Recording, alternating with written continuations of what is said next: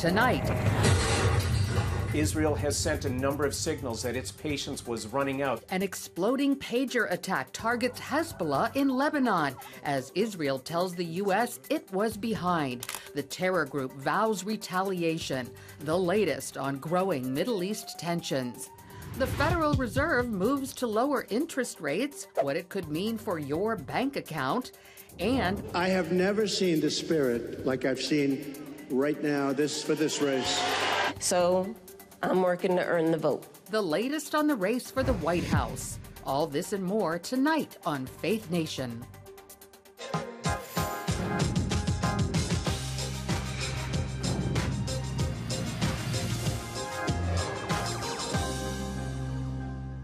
More explosions and chaos in Lebanon tonight amid fears of a wider war. Good evening and welcome to Faith Nation from CBN's headquarters in Virginia Beach. I'm Lori Johnson.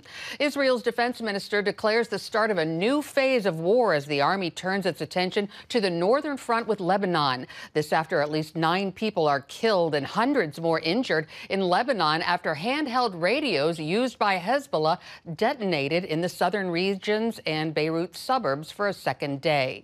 Senior Washington correspondent Tara Mergener joins us with the latest. Tara. Lori, there was another wave of explosions today at a funeral for 3 Hezbollah members and a child killed by more exploding pagers. Blasts are also being reported across Lebanon. These pagers started detonating across Lebanon and Syria on Tuesday, with eyewitnesses describing deafening explosions in public spaces. With tensions rising along the Israel-Lebanon border, there are growing fears about further destabilization in the region and a broader conflict involving Iran and its proxies. Hezbollah and the Lebanese government are blaming Israel, suggesting a sophisticated remote operation. Now, Secretary of State Antony Blinken, who is in Egypt for ceasefire talks, spoke about the attacks but did not blame Israel.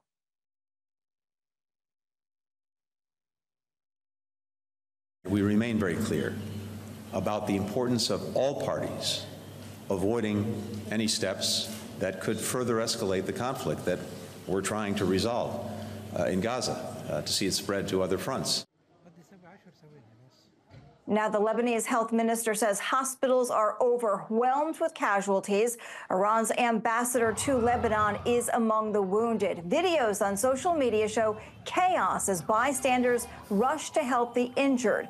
The explosions primarily targeted areas with a Hezbollah presence, including southern Beirut. Hezbollah is vowing retaliation and warning members to stop using mobile phones due to fears of interception, leading them to use these pagers. Now, international leaders are monitoring the situation. The UN plans to convene an emergency meeting to address these escalating tensions, Lori. So, Tara, what measures are being taken by international organizations to address the escalating humanitarian crisis in Lebanon? Well, for starters, Lori, an Iraqi plane carrying more than 15 tons of medical aid is in Beirut, with more supplies on the way to help hospitals handle all the injured. The Lebanese Red Cross is mobilizing teams for triage and transport, and the UN is securing funding for relief efforts and advocating for ceasefires to ensure humanitarian access and alleviate this immediate suffering. Lori, back to you. All right, Tara Mergener, thanks for the update. Joining us for further analysis is David Daoud, Senior Fellow at Foundation for Defense of Democracies. David, thanks for being here. So what's your reaction to these explosions? Thank you for having me on.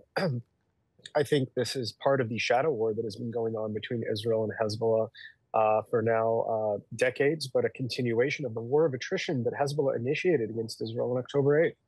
This is a precision strike, by definition of precision strike, if there ever could be one.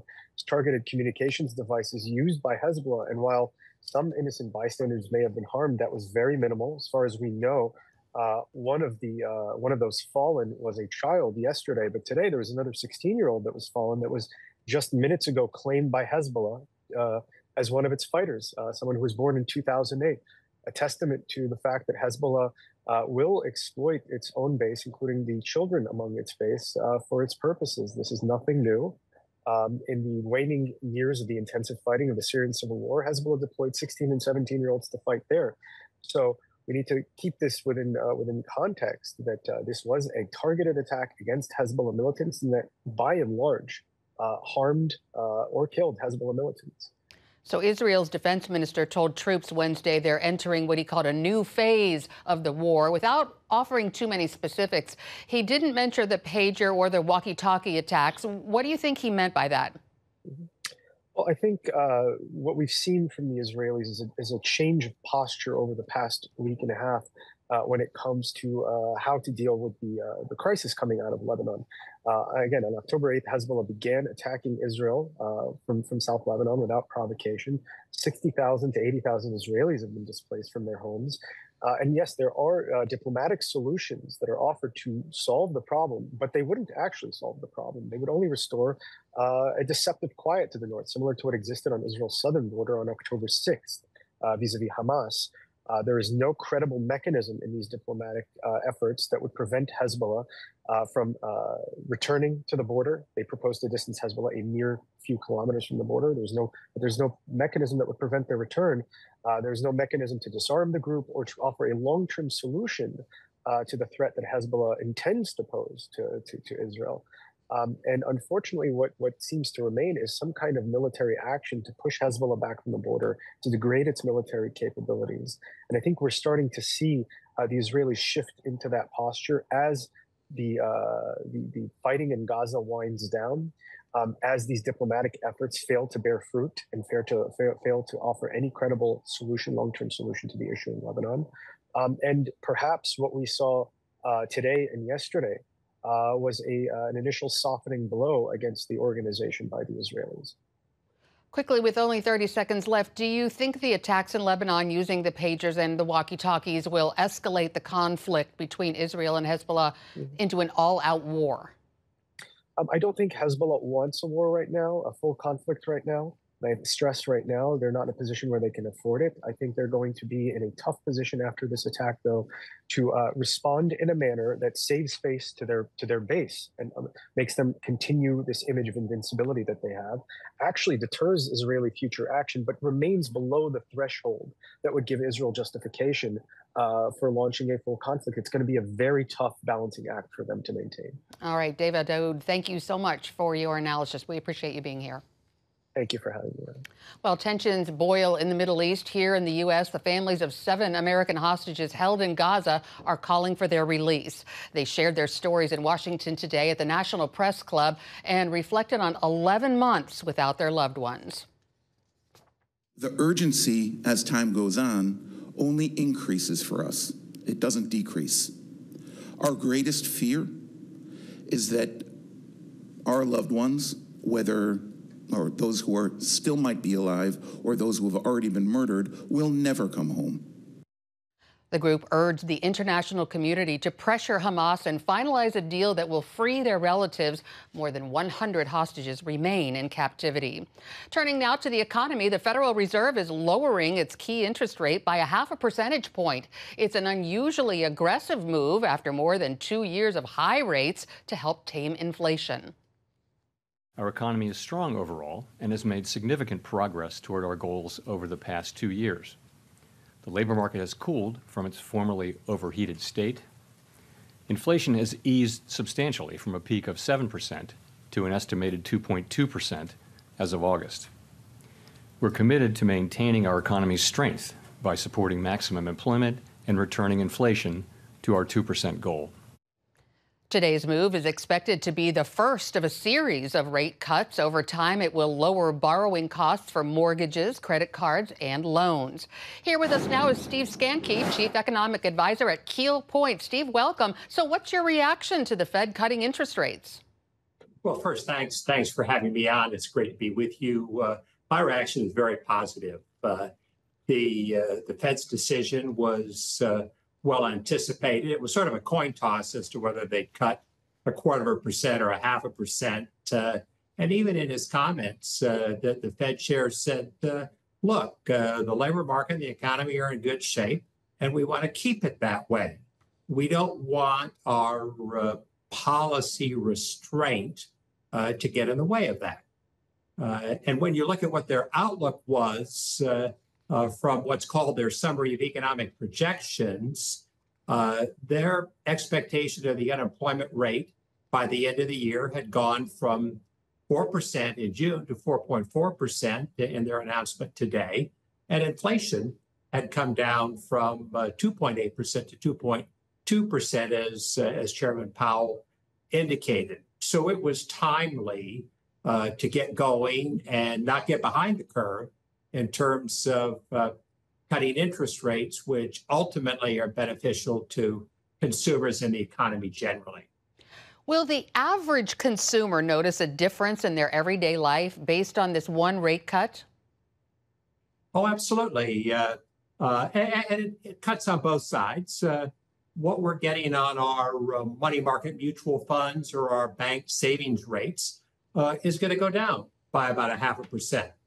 But also what we're paying on our credit card interest and in a little bit of time, what we're paying for new mortgages will also come down.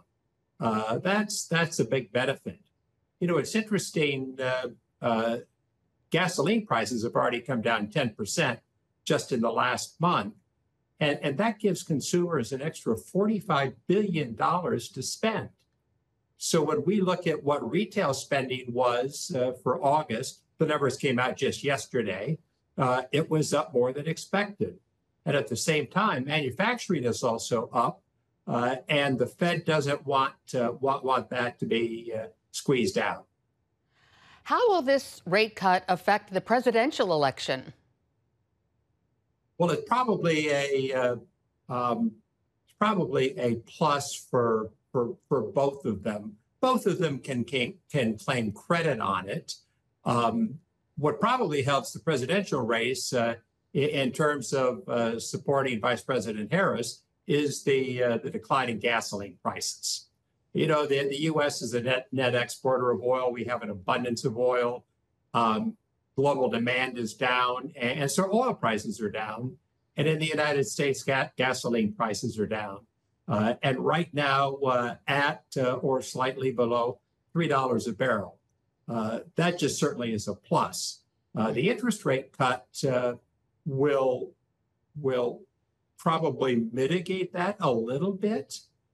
But what it also will do is put a tailwind behind economic growth, corporate earnings, and ultimately stock prices. All right, Steve which I Scany. think helps both candidates. All right, Steve, thank you so much for your insight. We've got to go. Thanks again. We appreciate your insight.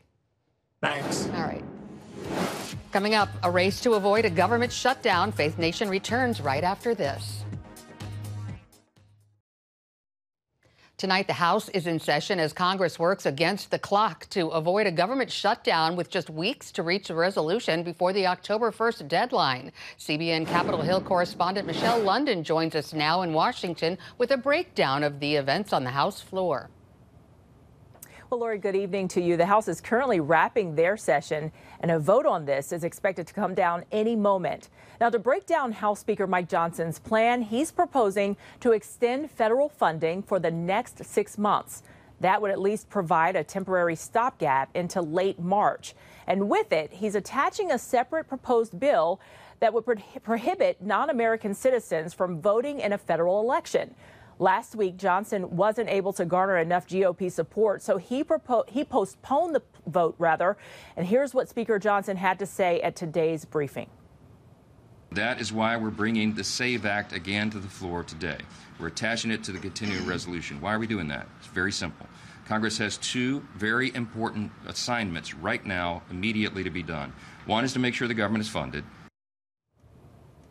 And before today, at least 6 Republicans were opposing Speaker Johnson's plan, enough for the vote to fail if all Democrats oppose it. Lori? Well, Michelle, what if the majority of House votes in favor of the temporary spending bill, but then votes no on the attached proposal regarding the Safeguard American Voter, or SAVE Act? Well, Speaker Johnson is only saying we'll see what happens. Former President Trump has been urging party members to force a government shutdown if the SAVE Act fails. Johnson is trying to keep as many Republicans together as possible.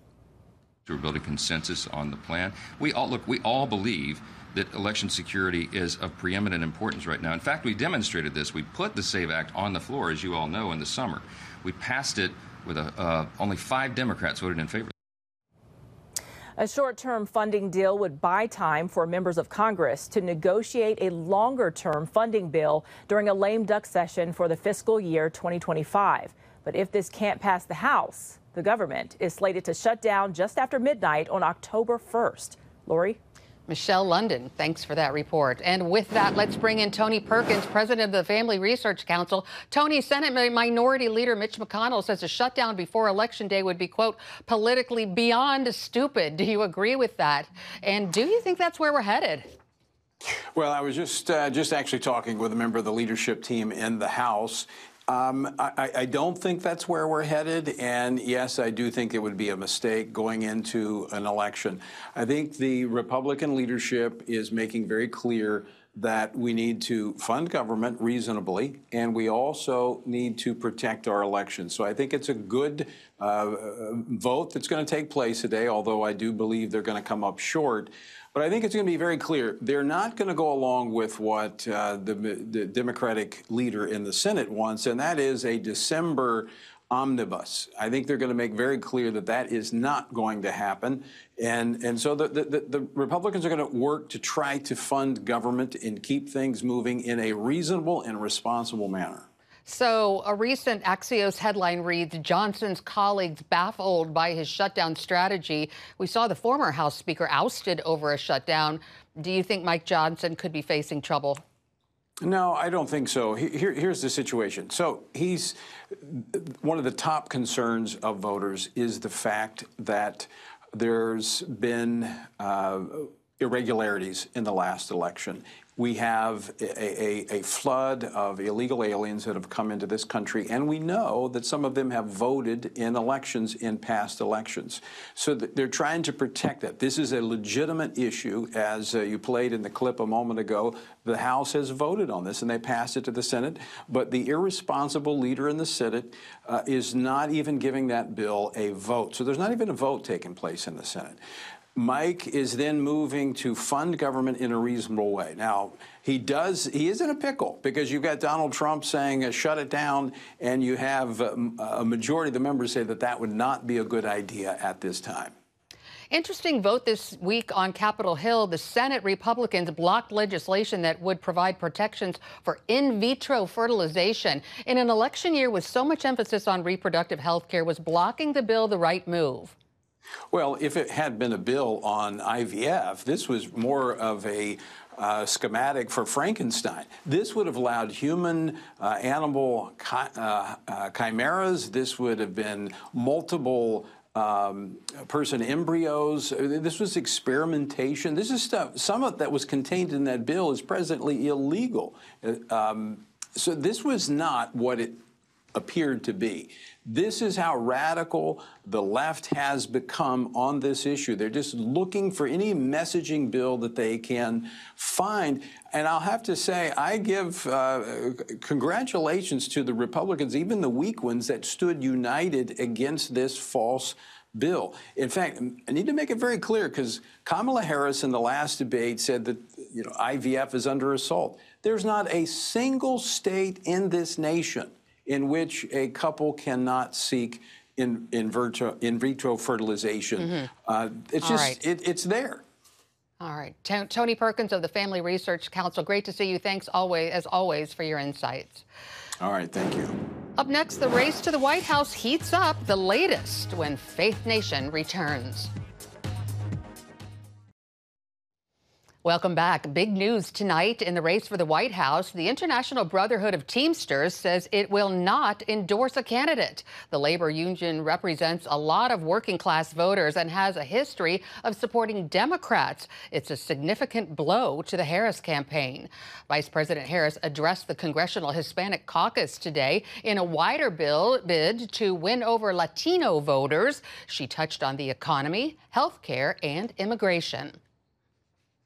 We can do both, create an earned pathway to citizenship and ensure our border is secure. We can do both, and we must do both. Tonight, former President Trump will take his message to the Democratic stronghold of New York.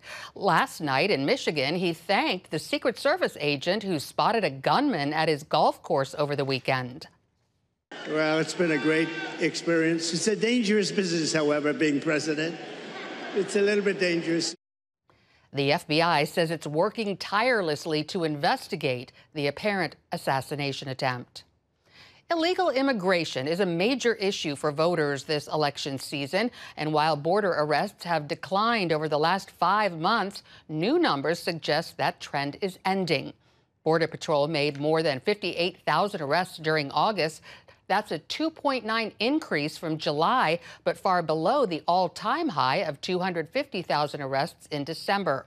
On Capitol Hill today, Republican lawmakers blasted Democrats' immigration policies. This administration has completely undermined border security through a host of policies and decisions that have overwhelmed and sidelined the Border Patrol. Biden and Harris have gutted ICE's ability to conduct immigration enforcement in the interior, making it harder to detain and remove illegal aliens, including criminal illegal aliens. On the other hand, Democrats attacked Republicans for blocking a bipartisan border security bill earlier this year. Coming up, a rare milestone birthday celebration. That's next on Faith Nation. Finally tonight, a dynamic duo from Toledo, Ohio marked a rare milestone. What's even more rare is they did it together. Marilyn Bright and Madeline Casper are identical twin sisters, recently celebrating their 102nd birthday together. The sisters were joined by their combined 13 children to mark the occasion. Known as the Johnson twins, the pair has always been on the same wavelength, sharing a joint birthday message from the heart. Be kind to your neighbor. Just show kindness. Don't hate. The word hate should be out of the dictionary. The message holds a special meaning for their children. Well, thanks for joining us for Faith Nation. We'll see you again tomorrow. Take care, everyone.